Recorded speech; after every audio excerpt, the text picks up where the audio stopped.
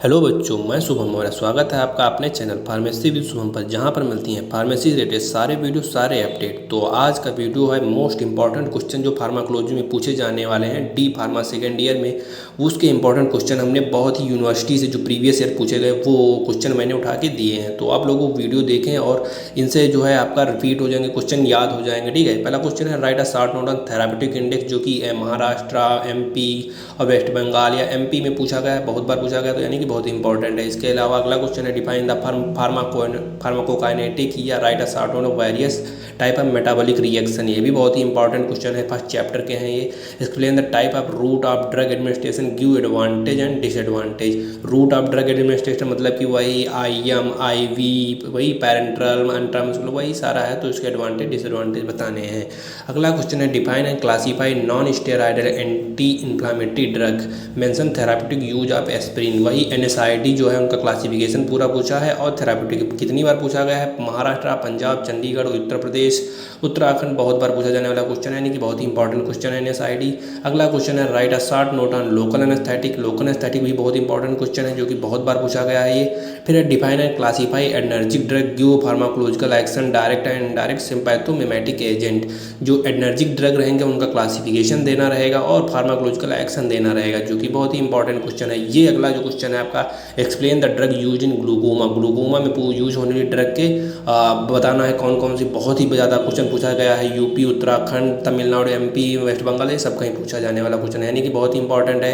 अगला क्वेश्चन है define and classify anti conversion, मतलब कि एंटी एपिलेप्टिक ड्रग, और उसमें फिनोबार्बिटान का और कार्बामाजेपाम के बारे में बताना है। अगला क्वेश्चन है right the pharmacological action and adverse effect of therapeutic use of morphine.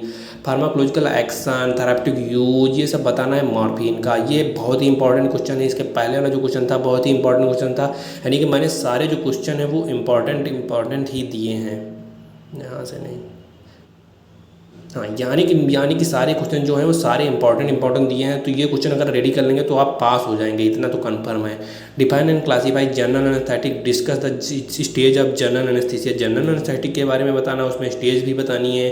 ठीक है, ये यहाँ पढ़ेंगे, फिर आप मेडिसिन में भी काम आएगा। Define and classify antihypertensive agent, example एक देना है साथ में। एक्सप्लेन टू ड्रग एस इन्वेटर, मतलब समझ रहे हैं ना, वही अगर आप यहाँ पढ़ लेंगे एस इन्वेटर, वही आप लोग पढ़ेंगे GIT वाले चैप्टर में भी यही पढ़ेंगे। ठीक है, उसमें आएंगे बीटा, तो बहुत ही इंपॉर्टेंट क्वेश्चन है क्योंकि महाराष्ट्र, पंजाब, UP, चंडीगढ़ सब कहीं पूछा गया है। अगला क्वेश्चन है explain anti arrhythmic and anti anginal agent with classification. Anti arrhythmic और एंटी एंजाइनल लगभग सेम है, थोड़े बहुत अंतर रहेंगे, कुछ ड्रग लगभग सेम ही रहेंगी।